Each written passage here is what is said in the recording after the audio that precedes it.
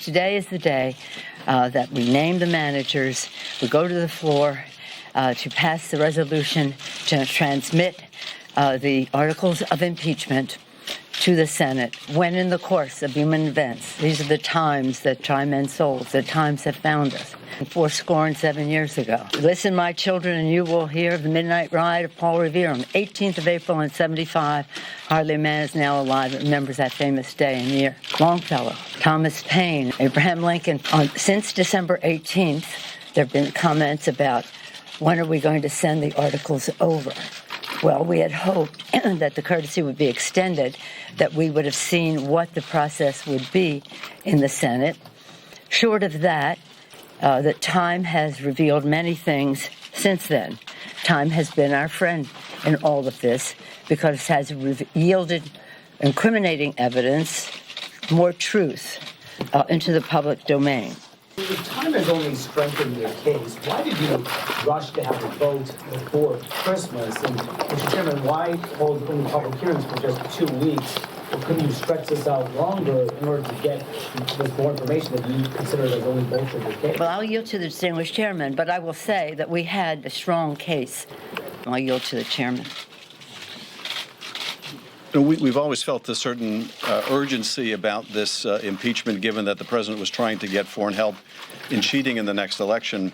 But as soon as we did take up and pass the articles, Mitch McConnell made it clear that he didn't want a trial in the Senate, that he didn't want to hear from witnesses, that he didn't want documents.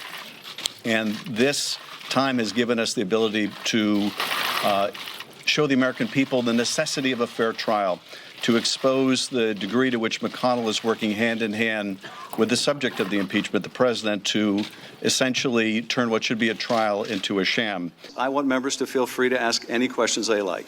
Mr. Chairman, I'd like to make a motion, Mr. Chairman. I'm sorry. This is an opportunity for members and get all to ask the rest any questions they like.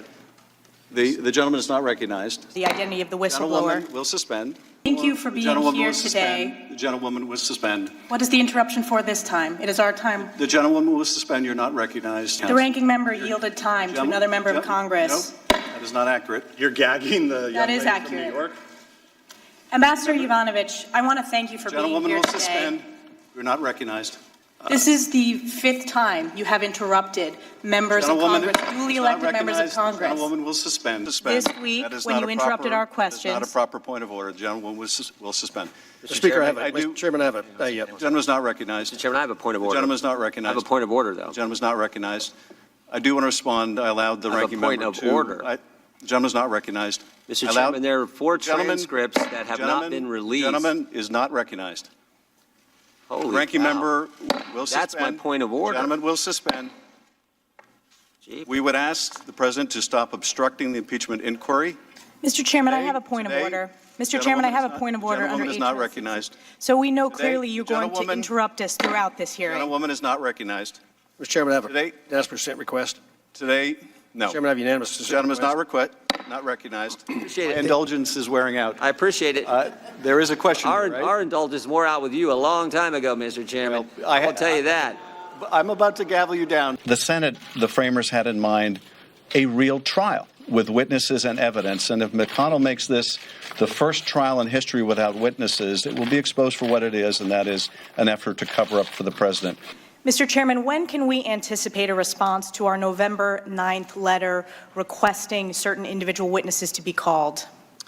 The gentlewoman should be aware that 3 of the witnesses the minority has requested are scheduled for next week. Those were your witnesses, Mr. Chairman. What about the additional 6 witnesses? Mr. Chairman, will you be prohibiting witnesses from answering members' questions as you have in the closed-door depositions? As the gentlewoman should know if she was present for the deposition. Which I was, Mr. For Chairman. some of them, yes. Correct. The only times I prevented witnesses from answering questions, along with their counsel, was when it was apparent that members were seeking to out the whistleblower. We will do everything necessary to protect the whistleblower's identity. Mr. Chairman, only one member and their staff on this committee has direct knowledge of the identity of the whistleblower. Gentlewoman will suspend. You are the only member who knows who that individual is, and your staff is the only staff of any member of Congress who's had a chance to talk with that individual We would like that opportunity. When might that happen in this proceeding today? First, as the gentleman knows, that's a false statement. I do not know the identity of the whistleblower, and I'm determined to make sure that identity is protected. What agency was this individual from? If I could interject here, we don't want to use these proceedings. It's our time, I know, Mr. Chair. but we need to protect the whistleblower.